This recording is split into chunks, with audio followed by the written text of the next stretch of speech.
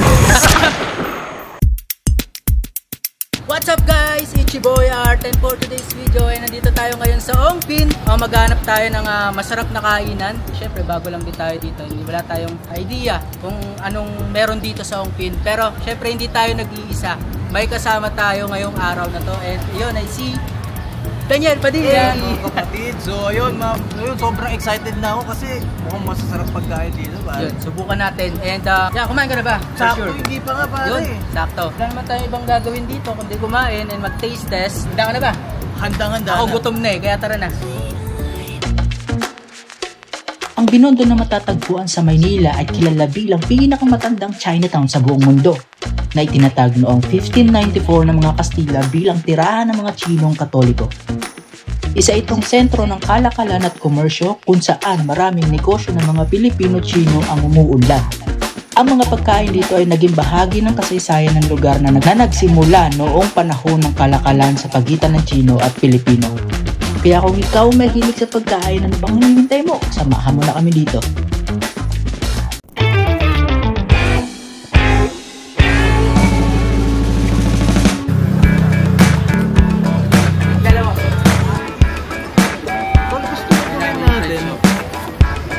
Nakuha na namin yung siopaw. Ang gagawin namin, ipunin muna namin, tapos sa isang place na namin kakainin o i-review. Bumili naman tayo ng drinks, nauuhaw na ako eh. Ay, ito lang okay dito, bro.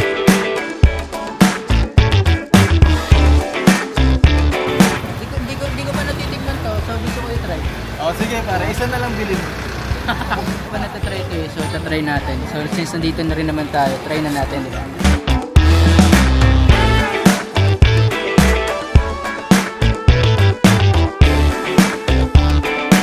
Masarap, no?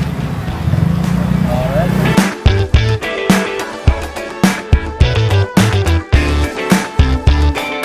Pancake, pare, pancake. Dito na tayo, di na tayo lalayo. May pancake, oh.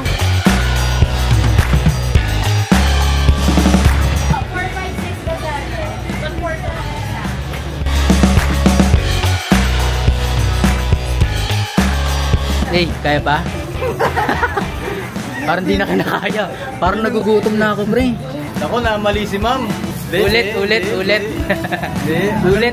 Perfect yan, masarap yan. Salamat, eh. Yung bayad, gagi. Ay, may bayad ba yan? Kala ko talaga walang bayad, eh. Dap, ilang pagkain na meron tayo? Meron na tayo paring 3. 3 pagkain na yan. Pero kung isasama mo ako, 4 na. Pwede. Ay, di ba pwede? Tingin tayo rito mga pagkain. Masasarap na pagkain. Bukod sa atin, no? Ah, syempre. Bukod sa atin. Kasi tayo, kanin na lang ang kulang.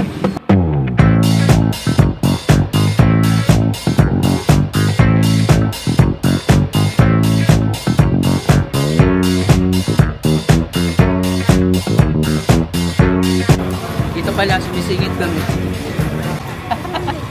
Ang gulat si Sid, ang haba ng pili. Retreat!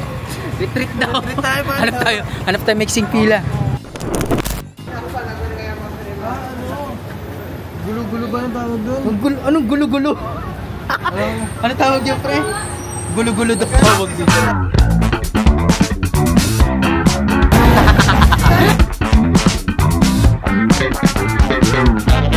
Sugar cane, fresh sugar cane daw. Try natin. Try natin tong fresh sugar cane. Galing ako dito nung nakaraan. Kasi ito yung hinahanap ko. Pero di ko makita. Kaya nakita na namin sa try na natin.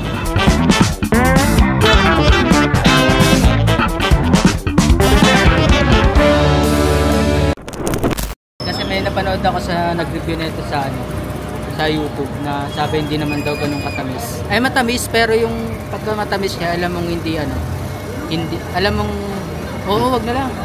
Basta matamis.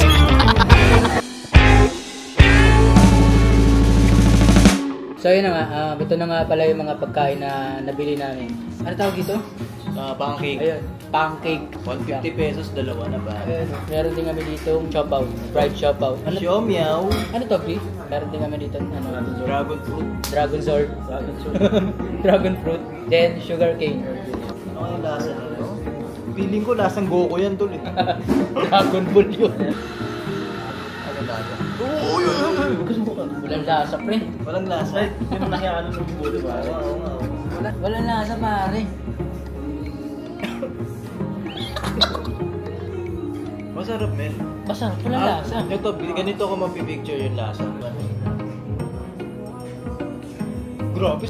1 to 10, Hindi, 100. 6 lang. Bakit? Hindi ko siya type.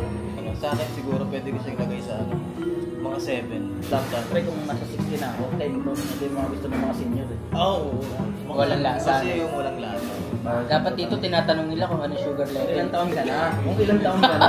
Sugar level. Cheers, cheers. Para sa tagumpay na video. Hey, kampay. Ito para sa akin panalo.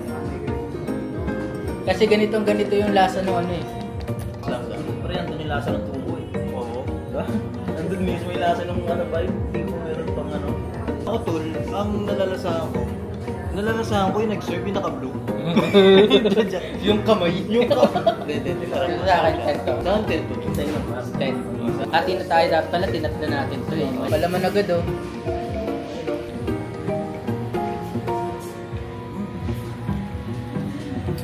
Hindi na niya kailangan ng sauce. Ito pa lang, masaya na ako. Goods lang sa akin yung lasa. Kasi galing tayo sa matamis eh. Parang nakukontra niya yung lasa ng ano, ng siopaw. Pero Ako pare, ang rate ko dito, siguro 7 din. 8 ako dito. 8 ka dyan. 7 ako dito pare. 7, parehas sa akin. Hindi lang kung saan siya gawa eh, pero Crepe man, crepe.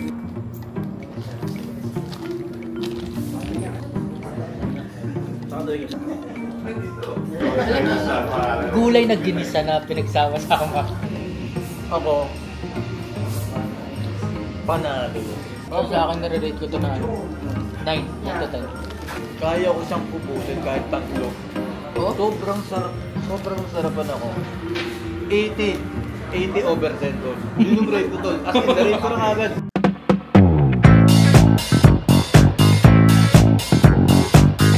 And yun, gusto ko lang magpasalamat kay Sed Gavino sa oras na binigyan pare. Thank you pare. Salamat. Then tsaka masaya kasama si Art. Kaya sana i-follow nyo, i-subscribe nyo. Pagka nalulungkot kayo, i-block nyo. Hindi walang black. Ay, walang block. Kaya subscribe nyo mamaya. Dahil lang, maraming salamat sa mga ubos ng oras para mapanood yung ginagawa namin ni Sed. And yun lang, please follow Sed Gavino on his social media. Ano ba yung social media mo, Rakar? Ano lang pare, Sed Gavino lang. Yun lang ako na yan. Sed Gavino on TikTok. Oh, sabay parehas na yun. At Jairus, yaman na yan, Jairus. So yun lang, maraming salamat. Thanks, bye guys. Last bite para sa inyo.